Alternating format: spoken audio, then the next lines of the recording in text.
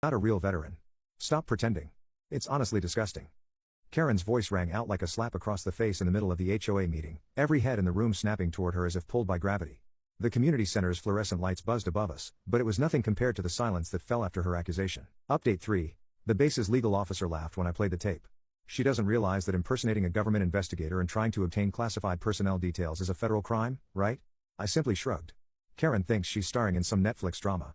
I'm just letting her write the script so we can deliver it in court. I returned home and found yet another violation notice stuffed in my mailbox. This one claimed my service dog had damaged communal landscaping. It included a blurry photo of some dirt with a caption, "Unauthorized canine activity." I actually laughed out loud. The dog in the picture wasn't even mine, wrong breed, wrong collar, wrong everything. Karen was now grasping at straws soaked in gasoline. I decided it was time to move forward with the final phase of my response. That night, I organized all the files, reports, screenshots, and recordings into a digital binder. Then I sent it to 3 places: the Department of Defense's legal division, the local district attorney's office, and a military-affiliated law group that offered pro bono assistance to veterans facing civilian harassment. Each recipient received the same subject line: ongoing harassment by HOA official toward active base commander, evidence attached. The next morning, while sipping my coffee on the porch, I watched as Karen strutted by on her morning walk. She spotted me and paused, clearly trying to gauge whether I'd crack. I gave her a polite nod. For the first time, she didn't respond. Her posture faltered for just a second, her lips pursed, and then she hurried on. What she didn't know was that her days of paper threats and dramatic speeches were coming to an end. A storm was rolling in, and it wasn't one she could out-talk, out-shout, or out-lie. This one came with real consequences, federal repercussions, and a spotlight she couldn't control. The commander she mocked was no longer sitting silently in the back row. He was stepping forward, and he had the entire weight of the law at his side. The morning she was served, the neighborhood woke up to the sound of 2 crisp knocks on Karen's door, followed by the low hum of murmured disbelief. Word spread fast, as it always does when something juicy happens in a quiet cul-de-sac. But this wasn't gossip. It was justice, dressed in a navy blue suit and flanked by 2 military legal investigators.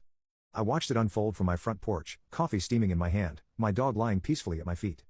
Karen answered her door in a pink robe and curlers, holding a half-eaten banana and looking more confused than confrontational. But that changed quickly when she read the first line of the official letter in her hand. Her face drained of color, like someone had unplugged her pride and let it leak straight out through her shoes. The letter detailed 3 primary allegations: harassment of a federal officer, impersonation of an intelligence authority, and distribution of defamatory material with malicious intent.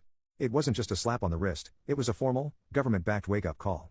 She tried to speak, to throw in one of her classic lines about being a taxpayer or her rights as an HOA president. But the agents were polite and professional, simply informing her that a preliminary restraining order was being reviewed, and she was advised not to contact or interfere with me in any way moving forward. That moment, the one where her empire of flyers and petty threats crumbled before her eyes, was more satisfying than any public apology ever could have been. Later that afternoon, she made a clumsy attempt at damage control by calling an emergency HOA meeting. Only 4 people showed up, and 2 of them were just there to see the drama unfold. Karen tried to paint herself as the victim, spinning a wild story about government overreach, personal vendettas, and conspiracies. She claimed the whole thing was retaliation because she had uncovered sensitive information about me. One neighbor asked her what that sensitive information was. She answered by slamming her binder shut and saying, "You'll see when the truth comes out." But the truth already had, and no one was buying her performance anymore.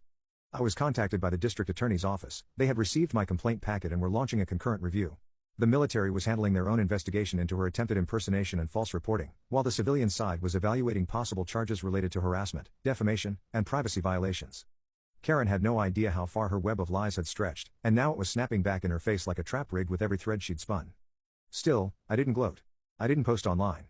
I didn't brag. I went about my days as I always had, quiet, composed, and professional. But that only made Karen angrier.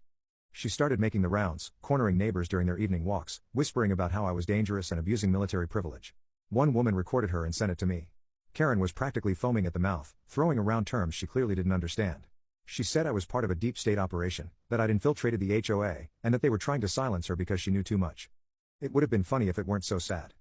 That recording, of course, was added to the growing folder of evidence. Each new piece Karen provided out of desperation became another nail in the coffin she was building around her own credibility. The legal teams were now meeting regularly, and I had to attend a couple of interviews with military investigators to verify details and timelines. They were thorough, respectful, and utterly stunned by the sheer audacity of Karen's actions. One of them even said, "In all my years, I've never seen a civilian this determined to ruin their own life with such confidence."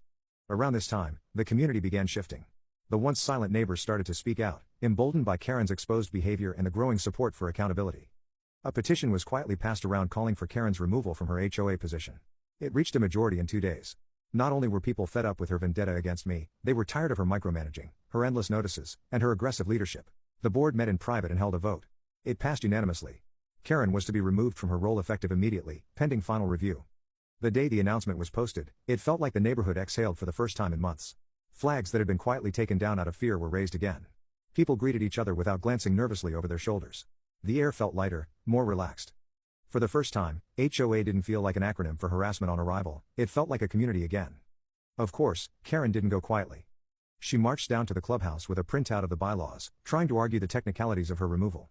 She pointed fingers, made wild threats about lawsuits, and at one point claimed she was going to call the National Guard on me. Nobody even responded. The board president just said, "Karen, you're dismissed," and walked away. She stood there stunned, holding a binder full of nothing that no one would ever read again. In a final act of self-destruction, Karen posted one last rant on Facebook, a rambling essay about corruption, betrayal, and the fall of society. She named me directly this time, even linked to conspiracy blogs as her evidence. It was immediately flagged and removed. That post, too, was submitted to both legal teams. She had officially violated the no-contact recommendation.